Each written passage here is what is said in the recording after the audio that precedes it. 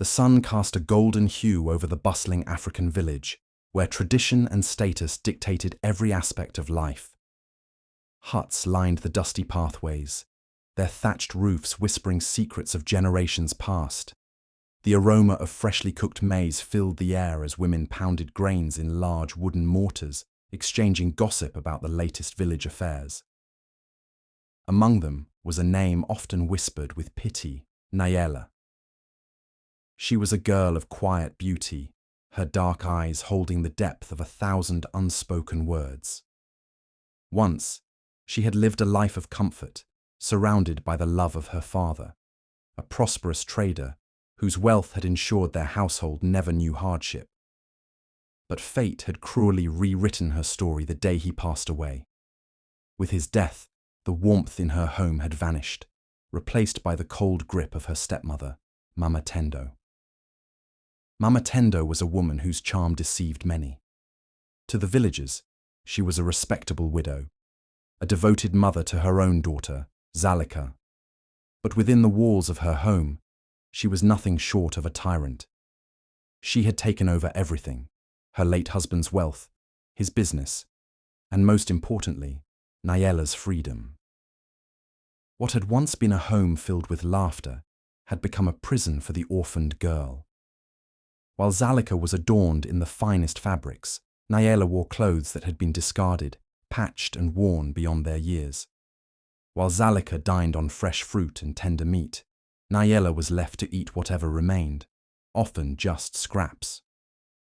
She was tasked with endless chores, fetching water from the farthest well, sweeping the compound before dawn, and preparing meals she was rarely allowed to enjoy.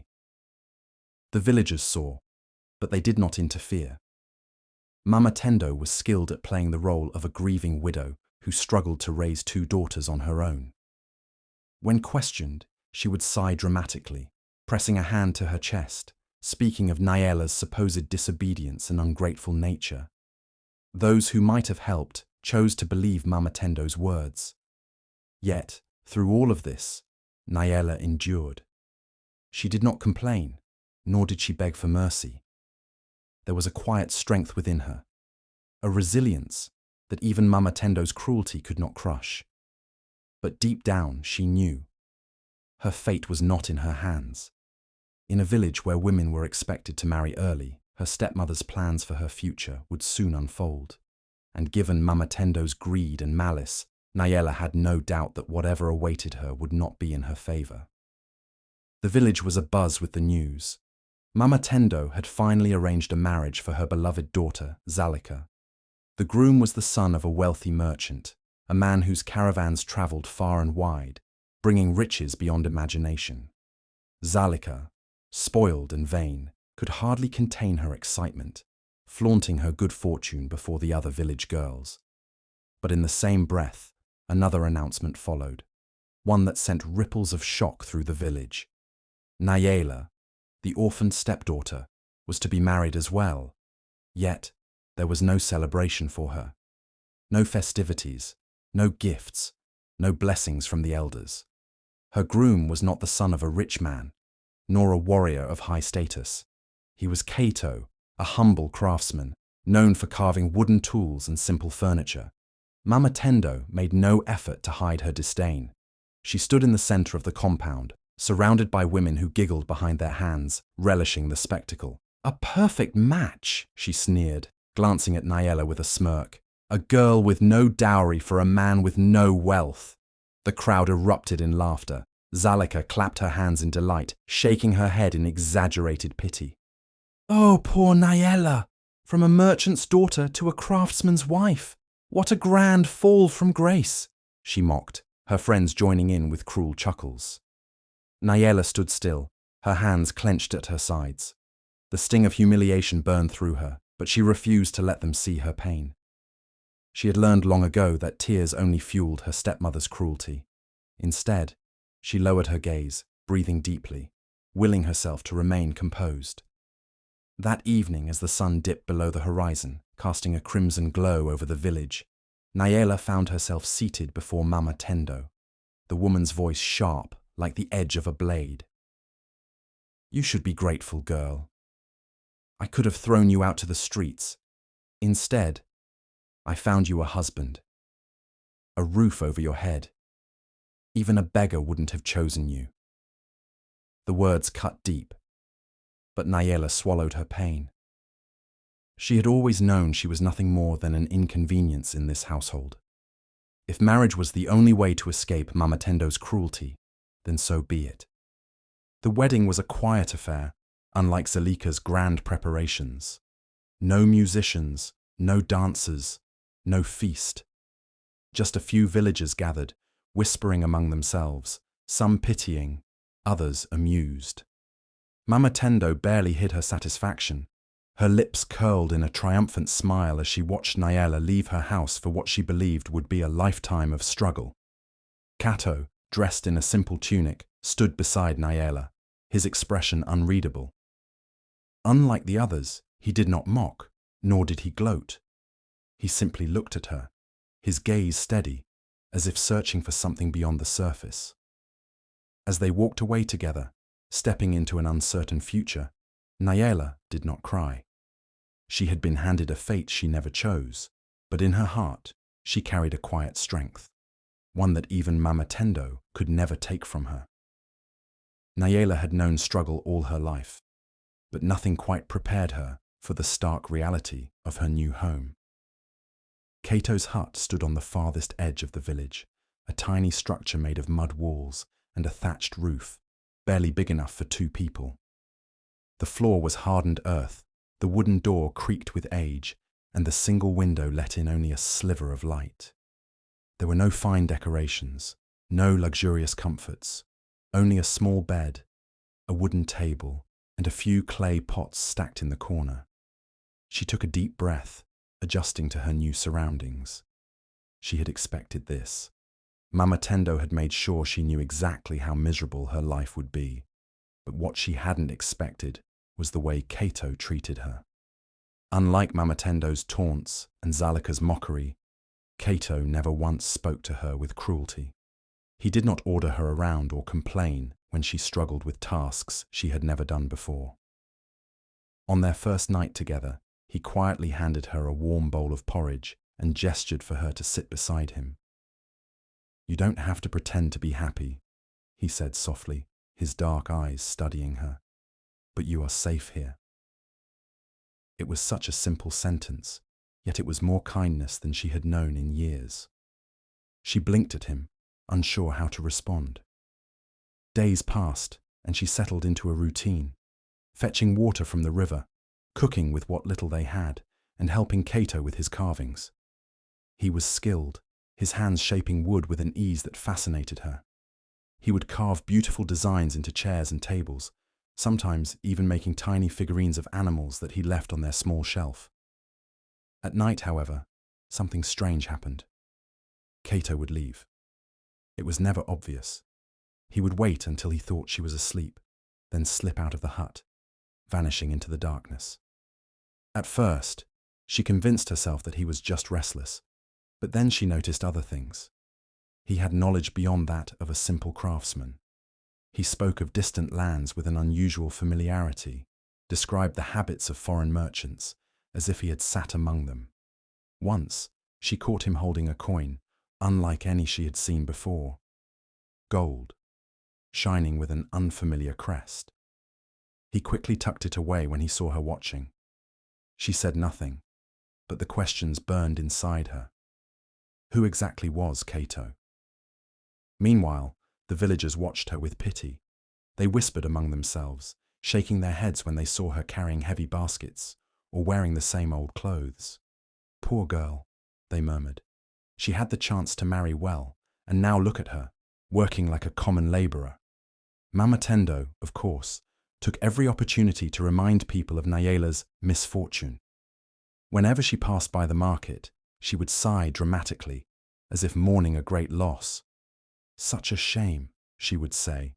"She could have been surrounded by riches, but now she lives in a hut with nothing."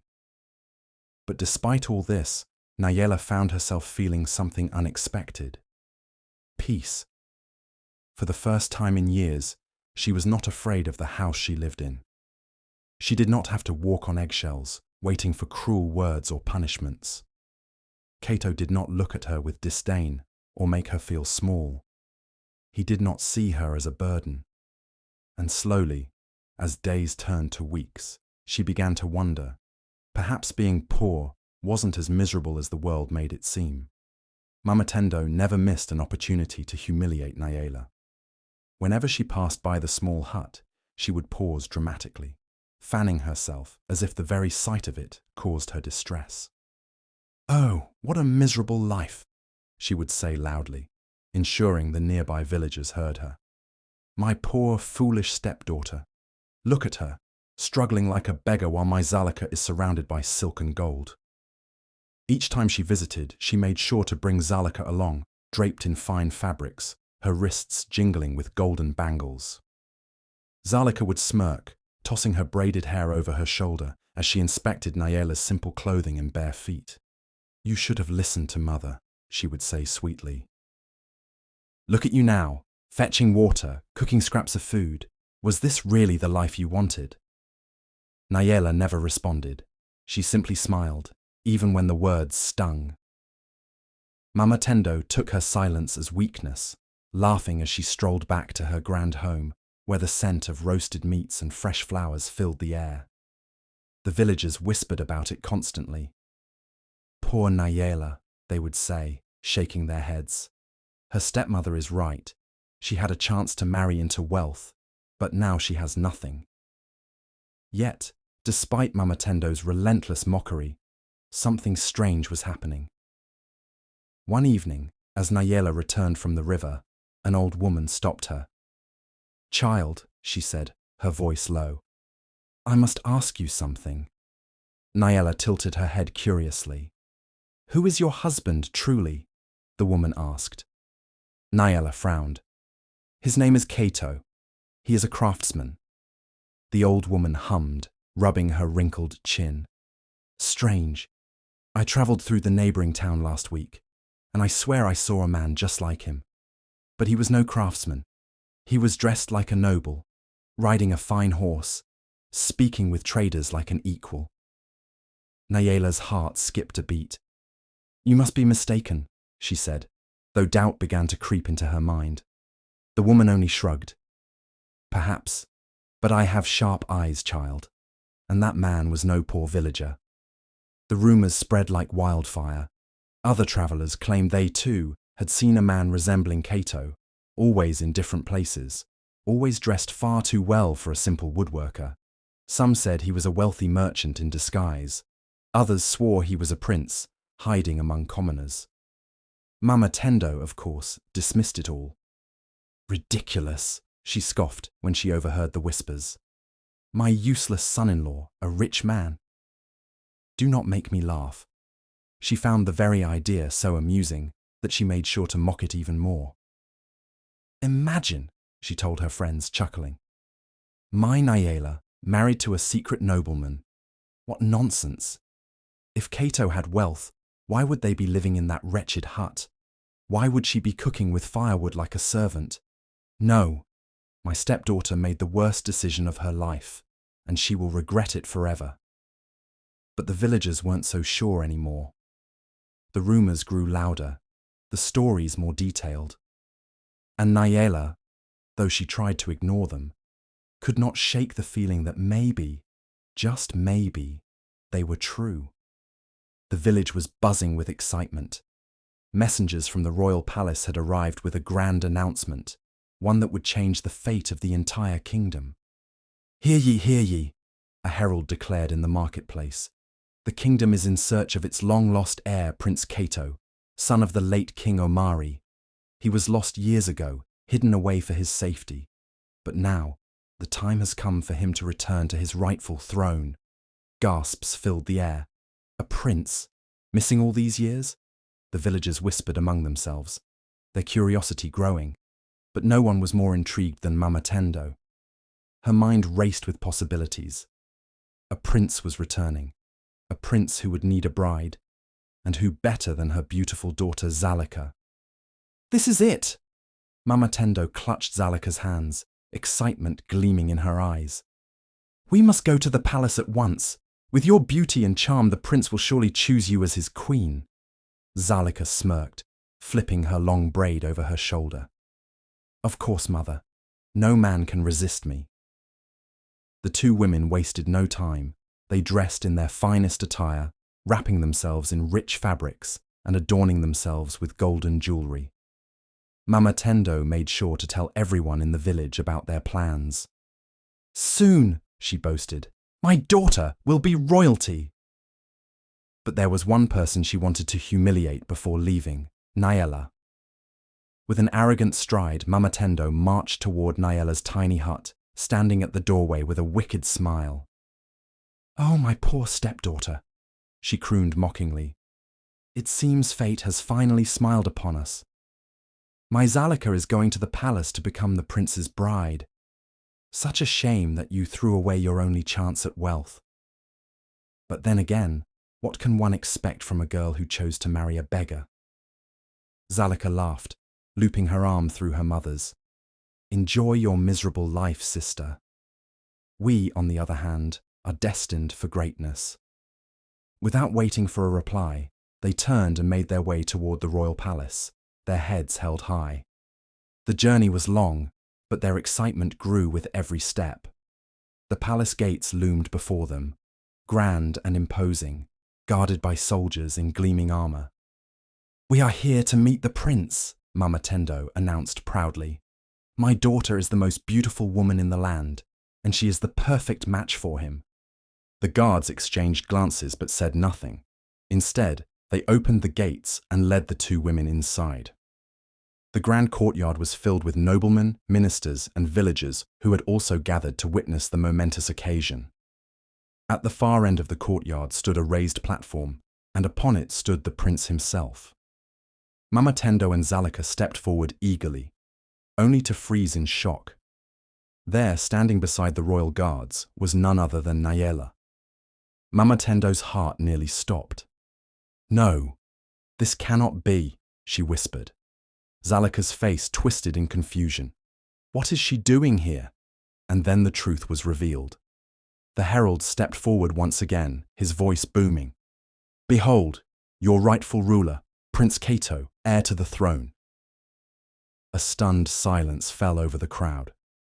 And then Kato, Nayela's husband, the man Mama Tendo had mocked and humiliated, stepped forward, no longer dressed in the simple garments of a craftsman, but in the regal robes of a prince. Gasps rippled through the crowd. Mama Tendo's breath caught in her throat. The poor man she had ridiculed was no beggar. He was royalty. Kato's eyes locked onto Mama Tendo's, his expression unreadable. You laughed at me, spat on me, called me worthless, he said, his voice steady but firm. Yet all along, I was the prince you so desperately wanted for your daughter. Mama Tendo's knees nearly gave out beneath her. She had spent years insulting and looking down on a man who now stood before her as the most powerful figure in the kingdom. Nayela, standing gracefully beside her husband, met her stepmother's gaze with quiet strength. Kato wanted to find a wife who would love him for who he truly was, not for his title or wealth, she said softly. And fate led him to me. Zalika's face burned with humiliation. Her lips parted as if to argue, but no words came out. The crowd murmured in awe, and then, suddenly, applause erupted. The people cheered for their new prince, for the humble woman who had become his bride, and for the poetic justice that had just unfolded before their eyes. Mama Tendo could only stand there, her face pale, her dreams of power crumbling into dust. She had spent her life chasing riches, only to realize, far too late, that true worth had nothing to do with gold. Trembling, Mama Tendo fell to her knees before Prince Kato. The weight of her mistake crushed her like a boulder, and for the first time in her life, fear replaced her arrogance. Your Highness, she stammered, her voice quivering. I did not know. If I had known, I would have treated you with the respect you deserve. Kato's face remained unreadable as he studied the woman who had tormented his wife for years. The same woman who had mocked him, spat on his name, and called him useless. Zalika, too, was frozen in disbelief. Her confidence had shattered the moment she realized the truth, and now her desperation mirrored her mother's. Mama Tendo's mind raced. She couldn't afford to lose everything. The prince was standing before her, powerful, rich, the very thing she had always dreamed of. Perhaps there was still a way to fix this. "My prince," she said, forcing a smile onto her lips. "Surely you deserve more than one wife. In many noble households, it is common to have more than one queen. My Zalika, she is beautiful, educated, refined. She would make a perfect second wife. Surely Nayela won't mind sharing." Nayela's expression remained calm, but the crowd murmured in shock. Mama Tendo's greed knew no bounds. Even after everything, she was still scheming. Kato's jaw tightened. He glanced at Nayela, who simply shook her head, her soft brown eyes filled with quiet understanding. She had no interest in revenge, but she also knew Kato would never betray her love. Kato turned back to Mama Tendo and spoke with unwavering finality. "I will not take another wife. Nayela stood beside me when the world thought I was nothing. She loved me without wealth, without a title, without power. She is the only queen I need." Mama Tendo's face crumpled in horror. But, enough, Kato cut her off, his voice firm. "You judged people by their wealth, not their hearts. And now you must live with the consequences of your greed." The royal guards stepped forward, their presence towering over Mama Tendo and Zalika. The king's chief advisor turned to Kato. "Your Highness, what shall be done with these women?" Kato exchanged a glance with Nayela. She did not wish for cruelty, nor did she wish for mercy that was undeserved. "Let them return to the village," he declared. "Let them live among the people they once looked down upon. The riches they desired will forever remain out of reach, and their pride will never recover from this disgrace." Mama Tendo gasped. This was worse than exile, worse than punishment. To return to the village humiliated, as the woman who had mocked a prince, the woman who had lost everything due to greed. It was a fate worse than death. The villagers who once feared her now looked upon her with scorn. She had spent years belittling them, acting as though she was above them all. Now, she was no better than a beggar in their eyes. Zalika clenched her fists, her pride shattered beyond repair. She had always been the center of admiration, the beauty of the village, the one destined for greatness. And yet her stepsister, whom she had tormented for years, had become a queen. The tables had turned. As Mama Tendo and Zalika walked back to the village, their once proud heads hung low.